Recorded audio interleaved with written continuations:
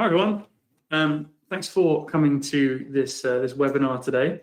Really keen to have so many of you here. Really pleased to see so many already. We've got 15 people, and hopefully that number's going to shoot up. I think we had quite a lot of people registered. So yeah, thank you ever so much for coming along. Just a bit of housekeeping while people start filtering in. We are going to be using Vevox today. Lewis is already sharing his screen, and we are sharing the present view already. So just to let you know, we are going to be using Vevox, as we say. To get access, you can scan the QR code on the screen, or you can open up the Vevox app on your phone, and you can enter the session ID that you can see on the screen. So that session ID is 107052 So nice and simple, just scan that QR code or go to Vevox on the app on your phone and enter in that session ID that's on the screen. We will make sure there's time for questions at the end, so please do send them in. I'll be moderating those questions as they come in, specifically for a reason, which you'll find out later in the session why we're going to moderate. But I'll be moderating them as they come in, so they won't instantly appear, but I will make sure that they get published and we will look at them at the end. Any major problems, just let us know on the Vevox Q&A and we'll address it as well. But I say those questions will be at the end. We'll just wait a couple minutes or so, maybe a minute, just as more people filter in before we really kick off. Just a reminder, this is going to be recorded, so if you do need to leave early or something happens and you get disconnected, we will make sure that you get the recording as well. But we should be absolutely fine. So, as I said, we're going to be using Vevox. Just wait for everybody to join in. We will kick things off with a poll as well shortly. And then we can jump right into the meat of the session. So we'll just wait another minute or two. While we do that, while we're waiting for people, I think now we can actually run that first poll. So just bear with me a second. And we're going to do a picture poll. So this is our new poll type. We just want to know where you guys are joining from. So all you've got to do is tap on the map where it is you're joining from. You can actually pinch to zoom to find the right place. And then you can tap on your country. So just tap on the country, we can see where you're joining from, press the send icon when you're done. You can see it's updating live on the screen here now. So we've got 7 people from the UK so far, somebody down in South Africa. We've got some people, it looks like in sort of the Scandinavian region. We've got some people in North America. So I can also click on the image and I can zoom in on the image. Why did that not mirror? Interesting. But you can click on the image and zoom in on the image as well to see where these dots are. But we can see we've got some from all over. If you do put the dot in the wrong place, you can always press the clear button and then try again. And we've got our responses in so far. We've got 33 people on the call, but only 17 responses. So for those of you that aren't connected into the Vevox app, just scan that QR code that's in the bottom left-hand side, or go to Vevox and enter that session ID. That's enough for our poll and our new image type. I'm going to hand over to Lewis now to take us through the rest of our session. Just for reference, Lewis 1, Lewis 2. So if I call him LT2, that's why. Yeah, over to you, Lewis. Thanks very much. Thanks very much, Lewis. Let's pull up the PowerPoint and let's get started. Thanks very much for everyone for joining today. Thanks very much for your time. Really appreciate it. Let's go ahead and go into the PowerPoint in this webinar. So in this webinar, you'll be learning these 6 simple steps, showing you how to promote audience engagement and inclusion in your town halls by allowing your employees to actively participate and have their voices heard wherever they may be. Now, as Lewis mentioned, scan the QR code on screen. You're going to see this throughout today's webinar. We really want to get everyone engaged and participating. We have some polling questions, and also we'll have the Q&A board live in Vevox, so you can ask your questions throughout. These questions are moderated, as Lewis mentioned, so yeah, they might not appear immediately, so do not worry about that. Next slide here. So a little bit about myself and my background. So before the pandemic, I was an on-site events technology specialist, so an ETS for short, operating interactive technology solutions within a variety of meetings and events globally. So the main struggles that I saw at these events were the meeting organisers said that there was a lack of engagement throughout their meetings from their attendees, and also a really big pain point was that there was no controlled Q&A during the meetings and the events throughout the day. So I'd like to share my experience of using audience engagement tools, especially Vevox, which has benefited the interactivity and learnings at these events. And I want to show you how you can use these tools to drastically improve your town halls within your organisations. So I've actually got a polling question, which I am going to open up now for everyone. Perfect. So you should see that on your phones now. So I wanted to ask everyone, if you haven't done so already, can you please join the Vevox session and answer this poll?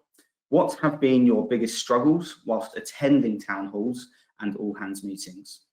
Now, if you're an active user of Vevox already, I'd like you to think back to when you hadn't used an audience engagement tool at these types of events. What were your biggest annoyances and what did you struggle with? So please, can you put your thoughts on the app now, and the joining instructions are live. So just going to go over to present view, and I'm going to show the results so we can see what everyone is saying. So not interactive, two-way, people not wanting to ask questions, great, keep these coming in, please. Not multitasking, not feeling part of the meeting, that's a really big one, especially when you've got people joining all over the place. Reluctant to speak verbally, it's great. Yeah, keep these coming in, these are all really good. So engagement, not feeling part. So lots of kind of reoccurring things that are popping in here. Death by PowerPoint, that's a good one. Lack of engagement, delay, yep, perfect. So this is all what I was kind of expecting. Not interactives come up quite a few times on there. So thank you very much. I'm going to close that off now. So I'm going to close that. Thank you very much for everyone that's participated so far. And you can always join in on the action as well if you're yet to join.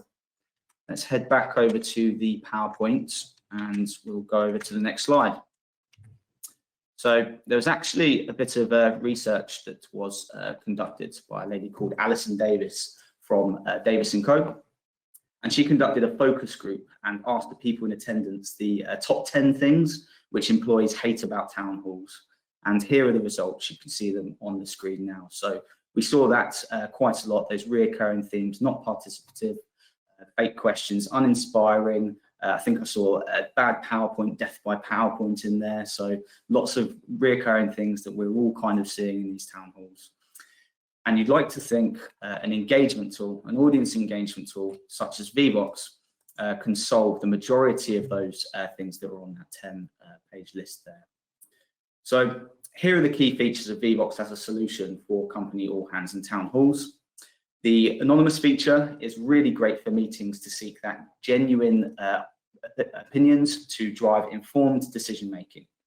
So participants can leave those questions or comments on the Vevox Q&A board and keep their identity private. This can all be tied together with the moderation feature to keep questions focused, relevant and appropriate, especially where those difficult or controversial questions or issues are concerned. And another thing as well with hybrid meetings. So one of the main challenges with these is to have a truly equal experience for both sets of audience, be that virtual and in person in the room. So using Vevox enables the participants to experience the same buzz that's in the meeting, those people that are joining online virtually, being able to ask the questions in the same way as the in-person audience. So you're all connecting on the same platform and you're all able to ask questions in the same way, which is really important for equal levels of communication. So just a quick plug in here. So there's a blog on our website, what are hybrid meetings and how to maximize engagement, written by our very own Ben. I really do recommend to go and check that out if you wanted to learn a bit more about audience engagement tools within those hybrid meetings and events. And also a really great panel discussion from the education sector on our YouTube channel. So this is another webinar. Type into YouTube, Vevox hybrid meetings, and you'll see this pop up. And it's a really interesting one. So I do recommend going and checking that out if you have the time. Right, so the thing that we are all here for, and that is the 6 steps to success that I have put together for a successful town hall or all companies broadcast.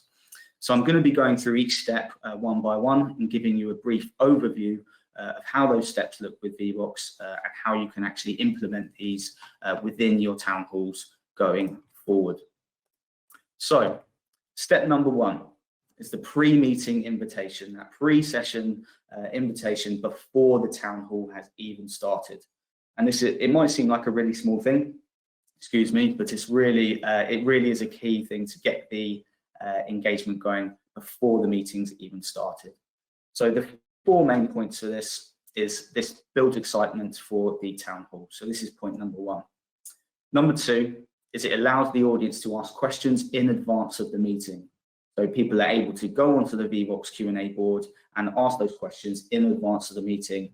And this is really key for those potential people that might not be able to join the town hall there and then, but they might have those really important questions that they still want to ask. So it gives everyone an equal opportunity wherever you are, and if you're not able to attend, to actually ask those burning questions that you might have for leadership.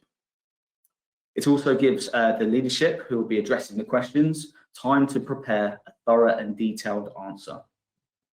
And also this allows the audience to like questions that are submitted by others in advance of the meeting. So you giving the leadership a bit of time for those more detailed answers that might need a bit more discussion or concerning topics, giving the leadership a bit of time to actually prepare for those answers. They'll have a much more detailed and thorough answer. So this is not only helping the leadership, but also the audience as well that want the answers to those questions.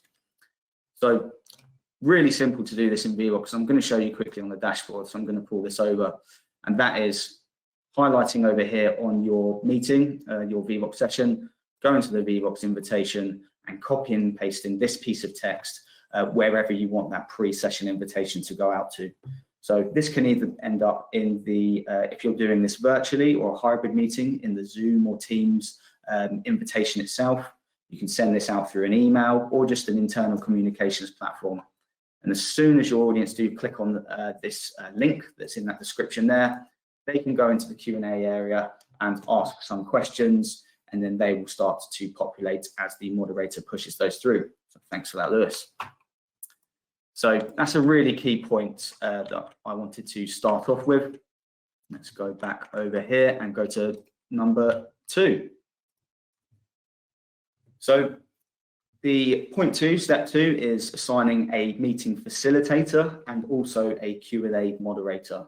So these are 2 separate roles, but they're both equally as important. So the meeting facilitator is the director of the meeting.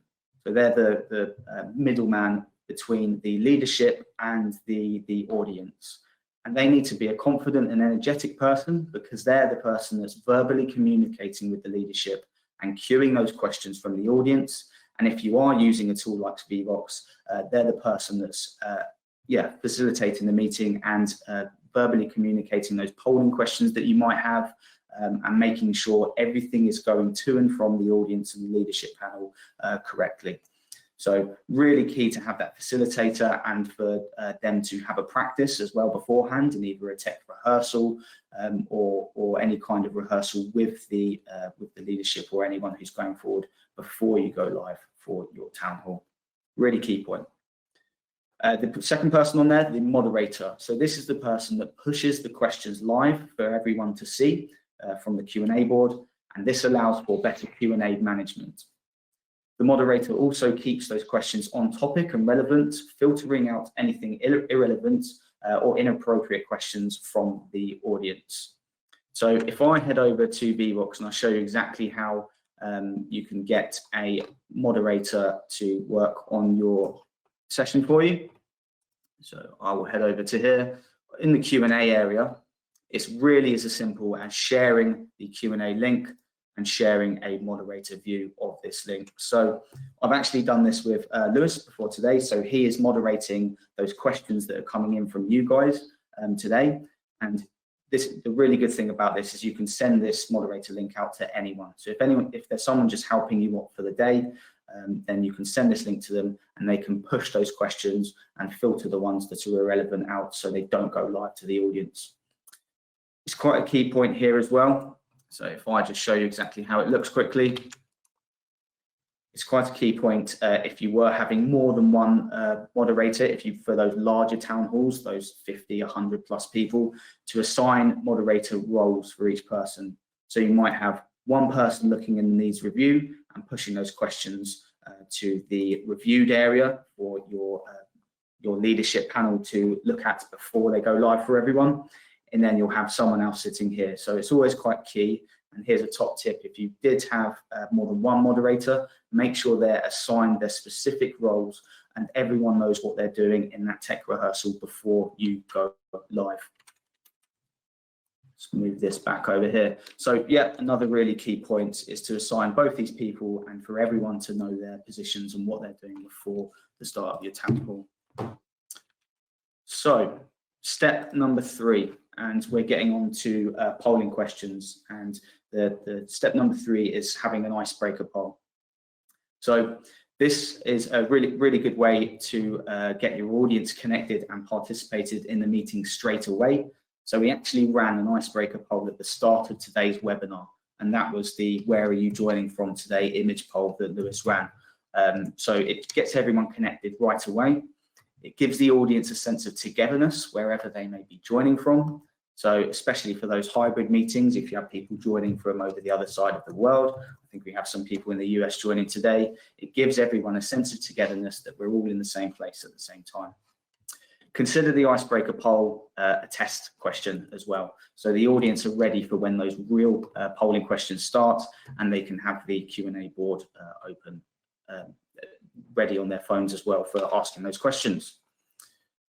So word clouds really do speak for themselves. So here's a few examples of icebreaker word clouds, and we use these internally. So they're really great, and you can see how visually pleasing they are for everyone to see that's on the line.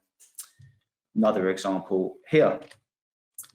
Just before we go to point 4, I wanted to run a polling question quickly again. So I'm going to go ahead and open that up. Bear with me a second. So I'll go over to polls, and here it is. So in a percentage, how much more information do you think is retained when practicing by doing, so a live polling question like we're doing now, in comparison to just being lectured to or talked to? So joining instructions are on screen. Let's get everyone to vote for this quickly. So how much more information is retained by doing live polls like we're doing right now in comparison to just being spoken to over a PowerPoint presentation or verbally? Perfect. So we'll just leave this open for, say, 5 more seconds, just in regards to time. So 3, 2, 1, and we'll close that off, and we will show the results on there. So correct answer, there we go. So it's actually 70. So it looks like correct response is 0, got it right. Oh no, not great. So it's actually 70% is more information is retained. And if I actually go back to this slide here, you can see the pyramid of learning on the right-hand side of this slide, sorry. And the information here that you can see really does speak for itself. So 5% of information is retained when you're just being spoken to, as we're doing now. But with those live polling questions and practicing by doing, 75%. So you see that increase dramatically for those for doing polling questions, and that's why we recommend them in your town halls for important business updates or any kind of decision making that you need from your audience to the leadership. So really, you should be throwing out those PowerPoint slides that we saw at the beginning. Someone said death by PowerPoint, and give people those important business updates that you want to get across by using an interactive poll, because you'll see the knowledge retention from people goes up dramatically. Number 5, so let me just go down to here. So step number 5 is using present view. So anyone that isn't aware, this is the Vevox present view that you can see on screen now, and it really is a key point to highlight and to use this for your town halls.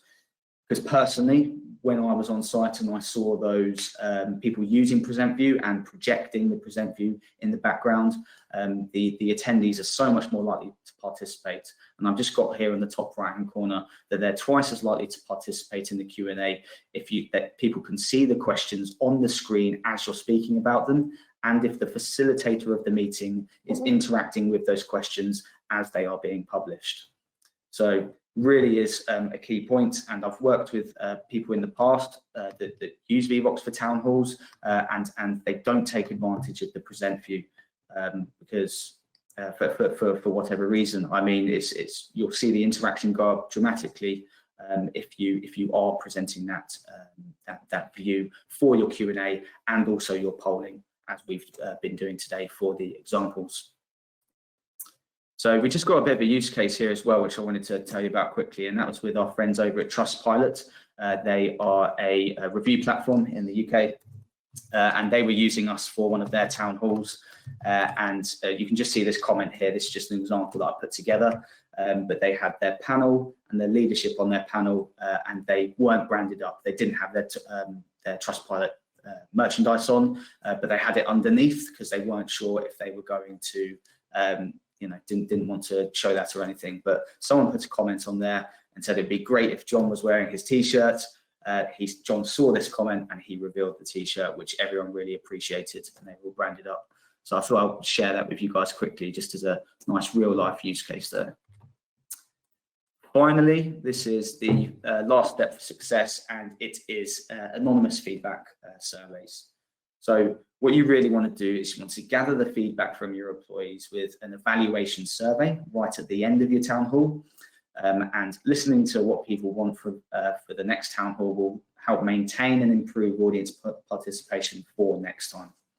So queuing the survey at the end of the town hall and having your meeting facilitator verbally get this across to your audience will ensure best response rates. An anonymous feedback survey will increase response rates with honest and therefore more accurate data. So I'm not sure if anyone on the line has had a survey pushed to them after a town hall or after a meeting in an email or something like that. The likeliness of you doing it after you're not thinking about this anymore goes down dramatically than if you're actually pushing that there and then at the end of the meeting, and you have your facilitator telling people to answer that there and then. You'll see those response rates go up dramatically, and then you'll get some nice feedback for your next town hall and how you can improve it. We just got a nice review on the screen there as well, just from one of our customers that has been doing that and pushing those at the end of their global events, and they've really seen a dramatic increase in those response rates there. So that comes to the end of these 6 steps. So the end results that you'd like to see from following those 6 steps is more engaged employees during the meeting. Those important business updates have been retained and acknowledged from those polling questions that you've been pushing out throughout the town hall. Those most liked questions have been answered in detail because you've given leadership a heads up from beforehand to give them a really nice response during your town hall. Meaningful data has been gathered from those surveys, from that survey that you pushed out at the end. And overall, that is a fun meeting for all and a bit more engagement in your town halls. So we practice what we preach here at Vevox. So there's actually a survey now live on your app. So we're always looking to improve these sessions. So if you could fill out that survey, it's the 3rd tab on the column. You can see the screenshot on the screen now. If everyone can fill that in after today's session, that would be absolutely fantastic. So if you'd like to learn more about what you learned about what I've briefly gone over today, so it really was a brief 30 minutes going over these steps. We do actually offer 60-minute workshops showing you exactly how you can set up your Vevox session with tips and best practice. So we have workshops for town hall meetings. So similarly to what we've spoken about today, I can walk you through exactly how to get your town hall set up in a 60-minute session. And we've got a few other things in there as well that you can have a look at. So answer the survey, the final question if you're interested, put your email in and we'll get in contact with you. Also, you can contact sales@vevox.com alternatively as well. A few plugs in here. So something that I can't recommend enough is to follow us and subscribe to our YouTube channel. Really great content on there. This webinar is going to be on there, and you've got lots of other educational webinars on there also, and lots of training videos and things like that. Also subscribe to our newsletter through our website to be up to date with all the updates and webinars and things that's coming out in the future. Here we go, final plug. So it's just the upcoming webinars, and that's Zero to Hero every Tuesday. Shows you how to go from being an absolute beginner at Vevox to running your first poll and Q&A. That's every Tuesday at 3 p.m. So sign up to that on the website if you're interested. And a really great webinar on the 25th for the Vevox Pedagogy Education Series coming on the 25th. Yeah, so lots more to come in the new year as well. So keep up to date with that if you can. Perfect. So that's it for today's webinar. We're going to jump over to the Q&A board, and we're going to have a look. We have lots of good questions. So let's go for it, shall we? First question, first one at the top here that's got the most liked, which I think is a great question. How could a quiz help in a town hall? We want to try the quiz, but I'm not sure how. Do you want to take this one, or would you like me to answer this one? Do you want to go for it, and then I'll see if I can add to it as well. So the quizzing part of a town hall is really good for tracking that knowledge has been retained. So making sure that if you're talking about a potential business update or sales figures or whatever it might be, doing that as a quiz style question and then revealing correct answers and having a little leaderboard as we go.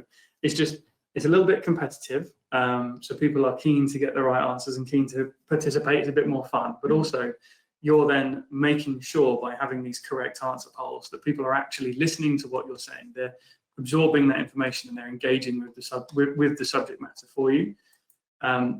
It's just a quiz in particular is a fantastic way of running that session. Mm-hmm.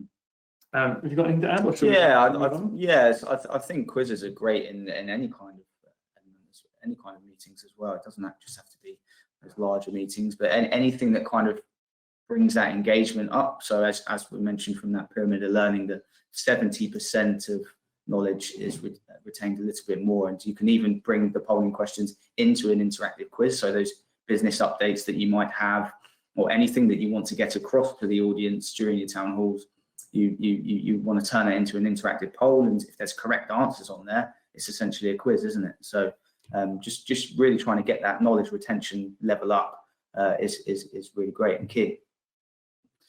So the next question, this one will be for you. Would this kind of session or the style of operating your session be suitable for smaller sessions, or are we talking 500 plus people? Is it the 50 that you would start at, or is it for like a small business or a team meeting, or is it this massive company broadcast? What are we thinking? Yeah, good question. I think it's for all sizes really. I mean, town halls, we're talking predominantly the ones that we see are in the hundreds, 100, 200 plus. But it really does depend on the size of your business. And I mean, you can have it for those smaller sessions. I think for those larger ones, how we are organising it now with those questions that are coming in, it works for all sizes really. I mean, what do you think, Lewis? I think it's true. There's definitely elements of what we've talked about today that fit into any session, not just for a town hall. Mm-hmm. And it actually leads on to another question below where it says, I think Vevox is great and easy frequently in my meetings, but find it distracting to like questions. And sometimes I miss what people say. That one up.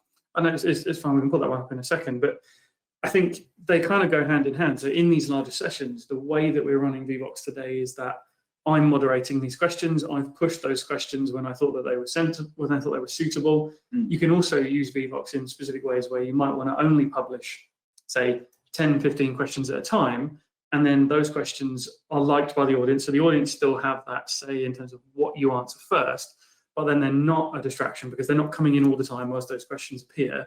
You're just seeing them in bunches of, say, 10, 15 questions to do at specific moments in time. So you're controlling the message board.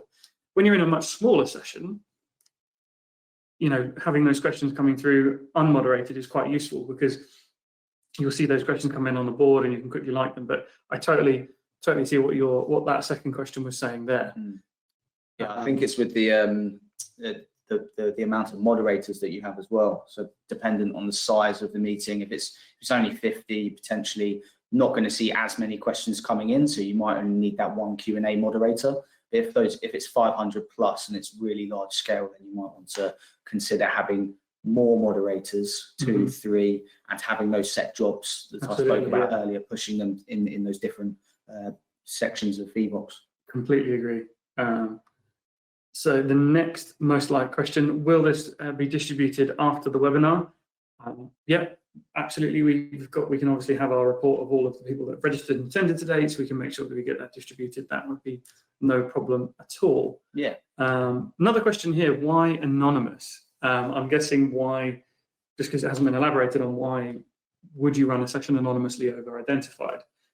We have got loads more questions in each of you, so I'll let you answer this one quickly while I grab some more. No worries. I feel like it really is preference. It's up to you. We do recommend kind of having these sessions as anonymous, because you'll feel that you'll get a lot more kind of detailed and honest responses if you do have it set as anonymous. There might be some burning questions from your audience that they don't want their name attached to, and they don't want to be identified, that they want to ask this question freely.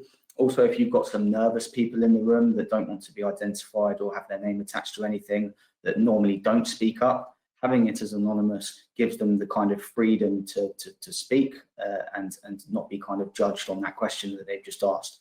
So we always do recommend doing things anonymously if you can, and if that's your preference. But you can go for profiles if you wanted to, but we do tend to see a lot more interaction if it's set to anonymous with that moderation feature switched on, so you don't get any kind of irrelevant or bad questions coming in. Just because we are at time, just to sort of add a little bit to that, there is a fantastic case study on our website from one of our universities. Now, the name escapes me, unfortunately, but it was all about one particular student suffered with quite bad anxiety, and so they implemented in one lecture using Vevox anonymously to raise questions.